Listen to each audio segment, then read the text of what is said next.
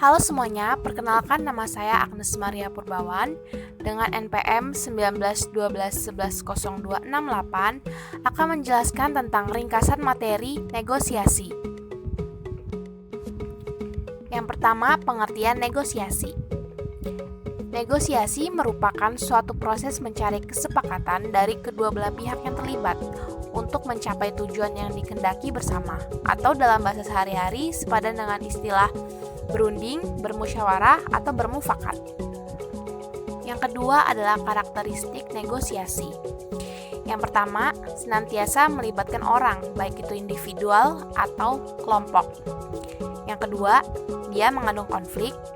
Yang ketiga, bersifat tawar-menawar. Yang keempat, hampir selalu berbentuk tatap muka. Dan yang terakhir adalah negosiasi biasanya menyangkut hal-hal di masa depan atau sesuatu yang kita inginkan terjadi. Kemudian yang ketiga adalah langkah-langkah bernegosiasi. Yang pertama ada persiapan. Jadi dalam langkah persiapan, kita harus menentukan secara jelas apa yang ingin kita capai dalam negosiasi. Tujuan ini harus jelas dan terukur sehingga kita bisa membangun ruang untuk bernegosiasi.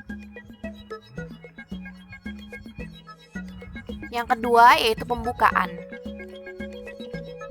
Untuk mengawali sebuah negosiasi dengan baik dan benar, kita perlu memiliki rasa percaya diri, ketenangan, dan kejelasan dari tujuan kita melakukan negosiasi. Yang ketiga, memulai proses negosiasi.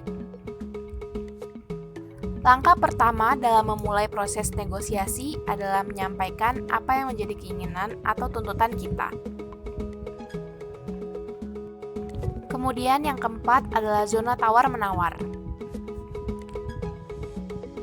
Dalam proses inti dari negosiasi, zona tawar-menawar adalah suatu wilayah ruang yang dibatasi oleh harga penawaran pihak penjual dan tawaran awal oleh pembeli. Dan yang terakhir adalah membangun kesepakatan. Ketika tercapai kesepakatan, biasanya kedua belah pihak melakukan jabat tangan sebagai tanda bahwa kesepakatan telah dicapai dan kedua pihak memiliki komitmen untuk melaksanakannya. 4. Prinsip negosiasi. Yang pertama, memisahkan perasaan pribadi dengan masalah yang sedang dihadapi. Yang kedua, berfokus pada kepentingan bukan pada posisi. Yang ketiga, mengumpulkan beberapa pilihan sebelum membuat keputusan akhir. Dan yang terakhir, karismatik. Vokal yang terdengar meyakinkan pada saat negosiasi. 5. Ada dua jenis negosiator. Yang pertama adalah value claimers, yaitu dia memandang negosiasi sebagai proses pertikaian, atau masing-masing pihak berusaha mendapatkan sebanyak mungkin jatah atau kemenangan, dan memberikan sesedikit mungkin jatah atau kemenangan bagi lawannya. Yang kedua, ada value creators.